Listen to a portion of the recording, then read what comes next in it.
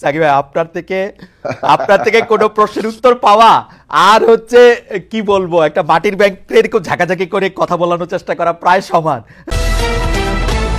Doctor Mohammad Yunus সহ তার উপদেষ্টা পরিষদে এমন বেশিরভাগ সদস্যই আছেন যারা আর বেশি দিন ক্ষমতায় থাকতে চান না। আসলে তারা চান তাদের স্ব কর্মক্ষেত্রে ফিরে যেতে বা স্ব অবসরের জায়গায় ফিরে যেতে।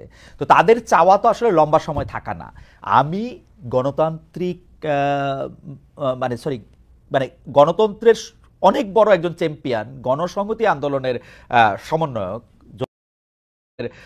সমন্বয়ক জোনায়েদ সাকির কাছে জানতে চাই যে আপনার চাওয়াটা আসলে কি? মানে আমাদের চাওয়া হচ্ছে, আমি বারবার বলেছি আপনি, আমরা গণতান্ত্রিক প্রক্রিয়া নির্মাণ করতে চাই। সেই প্রক্রিয়া নির্মাণের জন্য যতটুকু যৌক্তিক সময়, প্রয়োজনীয় সময় লাগবে, সেই সময়টুকু আমরা অন্তর্বর্তী সরকারকে দিতে শুরু থেকে চেয়েছি এবং এখনো পর্যন্ত সেই বিষয়ে কথা বলে যাচ্ছি। সাকিব ভাই, আপনার থেকে কোনো প্রশ্নের উত্তর পাওয়া আর হচ্ছে কি বলবো, একটা মাটির ব্যাংকের এরকম ঝাঁকাঝাঁকি করে কথা বলানোর চেষ্টা করা প্রায় সমান। যে কারণ হচ্ছে যে আপনি এত এবার মানে কি বলবো, আমাদের হচ্ছে আচ্ছা পরবর্তী প্রশ্নে যাই, যে বা দলগুলি মতামত জানিয়ে দিয়েছে। এখনকার অবস্থায় ইলেকশন ডিসেম্বর বা জুনের মধ্যে, নাকি পরে হোক, ইউনূস সাহেব আরো বেশ কিছুদিন ক্ষমতা থাকুক, কোনটা আপনি চাচ্ছেন? না, আমরা যেটা দেখছি যে এখনো পর্যন্ত অন্তর্বর্তী সরকার ডিসেম্বর থেকে জুনের মধ্যেই নির্বাচন করার ব্যাপারে তাদের ঘোষণায় অটল আছেন। এখন কে কি চাচ্ছে সেটা তো চাওয়ার ব্যাপার, সেটা তো সেই চাওয়ার পরিপ্রেক্ষিতে কোনো বদল আসলে তখন মতামত দেব। কিন্তু প্রশ্নটা হচ্ছে যে সংস্কার প্রক্রিয়া কি এর মধ্যে করা সম্ভব? আমরা মনে করি যে সম্ভব। এইভাবে যে আগেই বলছি যে 3 মাস সময় নিয়েছেন ঐক্যমত্য কমিশন, ইতিমধ্যে তারা আলোচনা করছেন বিভিন্ন রাজনৈতিক দলের সাথে, আরো হয়তো বসবেন, এমনকি রাজনৈতিক দলগুলো বাইল্যাটারাল ট্রাইল্যাটারাল আলোচনা করবে এবং সেসব আলোচনা আনঅফিশিয়ালি হচ্ছে, অফিসিয়ালিও হতে হবে। সেই আলোচনাগুলোর মধ্য থেকে আমরা হয়তো একটা ওই যে কমন মিনিমাম যে ঐক্যমত্য হচ্ছে সেটা হবে জাতীয় সনদ, যেখানে দ্বিমত থেকে যাচ্ছে সেগুলো জনগণের কাছে যাবে। ফলে জাতীয় সনদের মধ্যেও আমি দুটো ভাগ করছি, একটা হচ্ছে যে যেটা সংবিধান প্রশ্ন, সেটার ব্যাপারে আমাদের ঐক্যমত্য তৈরি হবে, অঙ্গীকার তৈরি হবে এবং আগামী 6 মাসের মধ্যে সংসদে এটা করা হবে, অর্থাৎ সংসদ নির্বাচনের পরে।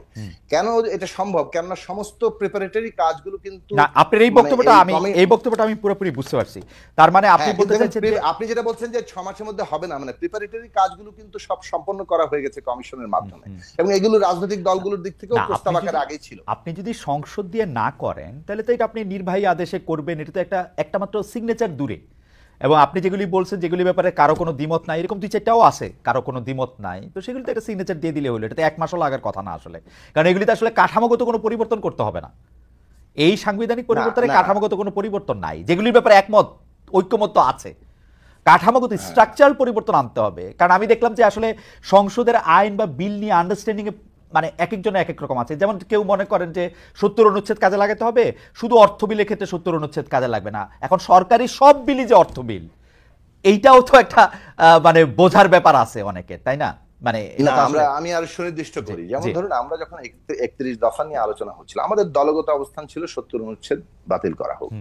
কিন্তু যখন আমরা একটা ঐক্যবদ্ধ জায়গায় আসছি তখন তো কিছুটা সকলের মতামত এক জায়গায় আনতে হয় এবং সেখানে আমরা যেটুকু জায়গায় আসছিলাম যে সরকার গঠনের যে আস্থা ভোট সেটা এবং বাজেট, অর্থ বিল মানে আমরা বলিনি, আমরা বলছি বাজেট, এই দুটো জিনিস বাদে বাকি সকল বিলের ক্ষেত্রেই সংসদ সদস্যরা স্বাধীনভাবে ভোট দিতে পারবেন।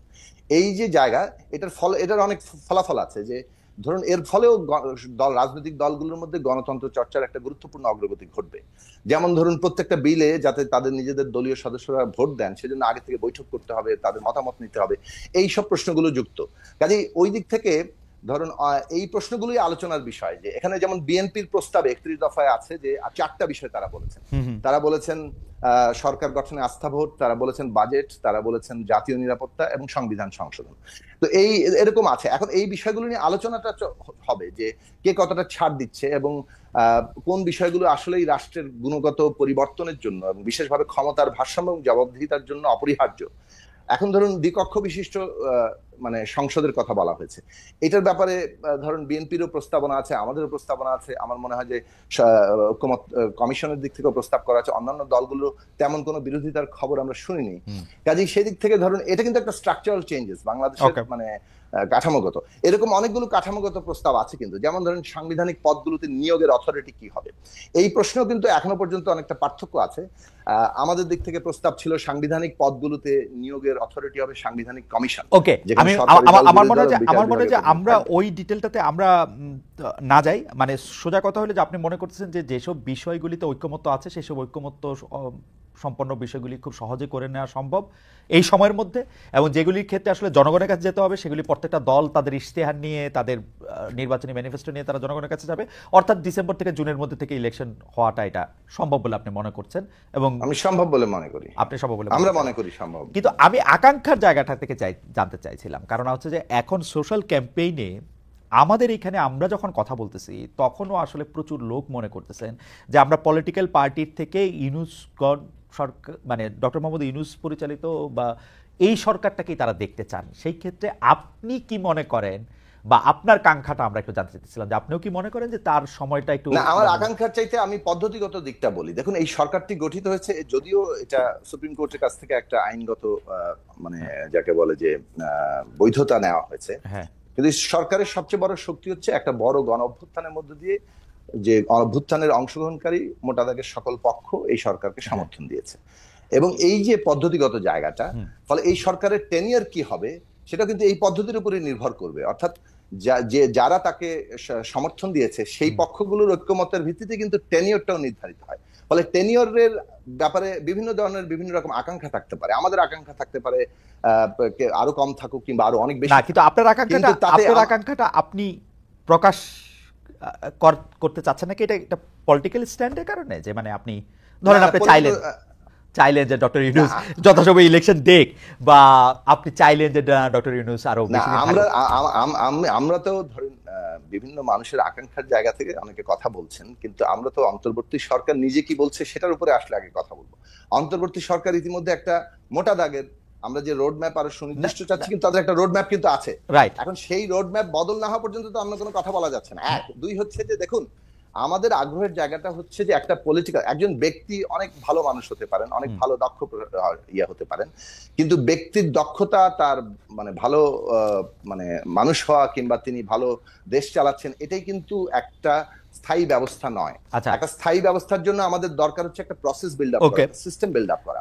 সেই প্রসেস সিস্টেম বিল্ড আপ করাটা, অর্থাৎ গণতান্ত্রিক প্রক্রিয়া বিল্ড আপ করাটাই হচ্ছে জরুরি প্রশ্ন, এবং সেইটা বিল্ড আপ করার পদ্ধতিগত জায়গা, সংস্কারের জায়গা, কাঠামোগত জায়গাগুলো নিয়ে আমরা কথা বলছি, এবং সেটা কিভাবে রাষ্ট্রের কাঠামোতে রূপান্তরিত হবে সেই জায়গাটা হচ্ছে জরুরি জায়গা। আচ্ছা, আমি এটাকে একটু অন্যভাবে বলি। আচ্ছা, যেসব বিষয়ে দ্বিমত আছে সেগুলো তো জনগণের কাছে যেতে হবে, রাজনৈতিক দলগুলো তাদের নিজ নিজ প্রস্তাবের জায়গা থেকে তুলবেন।